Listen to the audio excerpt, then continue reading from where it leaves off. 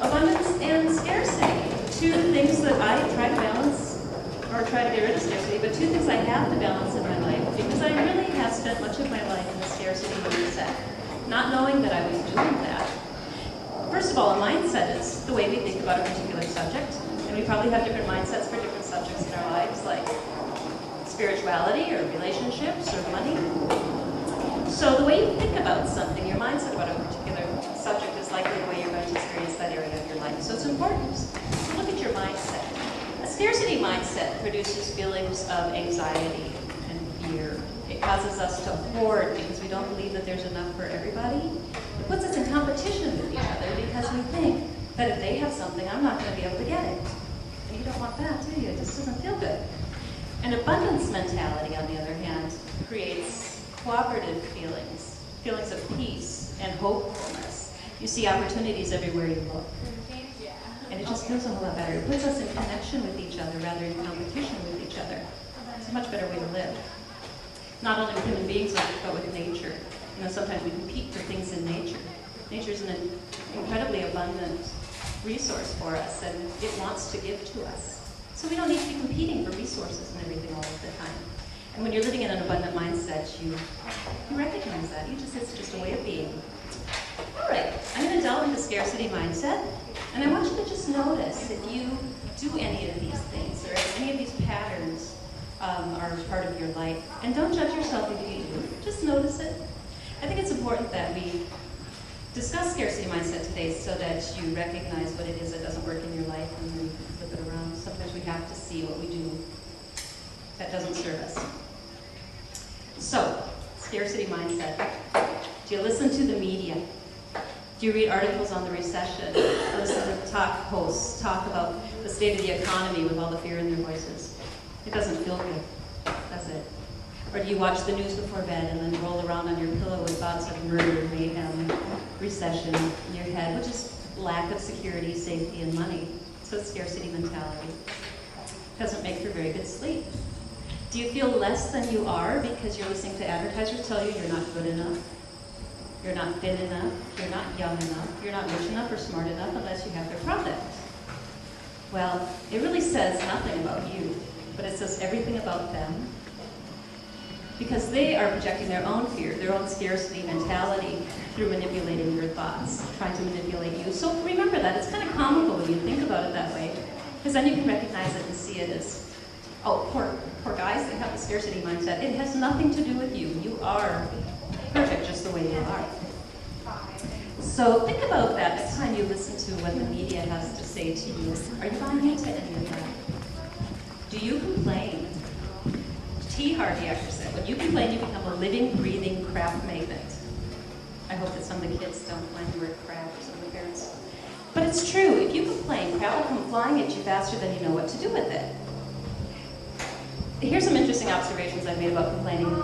We tend to one-up each other when we're complaining. It's like, oh, I'm sorry, Nikki, your life is terrible, but you should see my life. You think yours is bad? Mine sucks. So, another word I probably shouldn't use with kids around. It's one of the words I don't like. So, think about that when you're complaining. Or do you reinforce other people's complaints with, oh, so sorry to hear that, you poor thing. You know, if you want something to complain about, my parents used to say this when I was a child, I'll give you, the universe will give you something to complain about. So, watch that. Think about that. Are you a complainer? Do you focus on debt? If I were to offer you $10,000 right now, what would you do with it? Is your first thought that you would pay off debt? Yeah, it is for most people. Most people ask that question. First, they say, I'll pay off debt. When I was a little girl, I used to fill out the publisher clearinghouse sweepstakes when they would come through the mail. You guys remember those? Because I knew I'd win $1 million. And when I won that $1 million, the first thing I was going to do was pay off debt for my parents, because I know it bothered them tremendously. And then I'd buy the things I wanted to buy. And as an adult, the rare occasion I buy a lottery ticket, I start to think, what am I going to do with those $28 million that I win? And the first thing I always think is I'll pay off my debt, my sister's debts. I always go to that first. So it's something that, of course, I'm correcting. I'm a work in progress, just like most of us are. Think about that next time you have money offered to you. What are you going to do with it first? I have a friend. I'm probably going to make him angry. I just hit him. Are you a self-saboteur? If you don't have an abundance of something, it's likely because your conscious mind and your subconscious mind are in conflict with each other. If you say, I want to make $10,000 this month, but your subconscious belief is, I can't do that. I'm not talented enough to pull that off. I don't have enough time to make that kind of money this month. Well, you probably won't. Or if you say, I want to be in a relationship with a tall, dark, and handsome guy, or woman, whatever your persuasion is, but your subconscious belief is, who do you think you are to attract that kind of person? That's not going to happen to you. Look at you. So we have to pay attention to what our conscious minds and our subconscious minds are saying. You may want something all you want, but if your subconscious belief is that that's not going to happen for you, it's not going to happen for you. And the reason why is that we take in thought for our brain, which is the organ of the conscious mind, and from there it's subjected to reason, and through reason we find truth. So, you might have to experience something once or more than once, it doesn't matter. You know, sometimes it happens in an instant, and you decide it's true. And then you log it in your subconscious mind, and from there it comes into the world of reality through the law of attraction. So it's really important you clean out your subconscious mind. Find out what your true beliefs about things are. Because you might be wondering why you can't attract the things you want in your life. Why you don't have the abundance you want. And it's very likely because your subconscious mind is sabotaging you. You need to become your own best friend. You need to catch the negative attraction in the moment that it occurs. If you say, I want to make $10,000 this month, and you begin to feel doubt creep in, stop it in that second and correct it. So you have to be diligent about this if you really want to create what it is you want in your life. Catch those negative beliefs in the second they happen. Do you use words like, I can't afford it, money doesn't grow on trees, I'll wait till it goes on sale?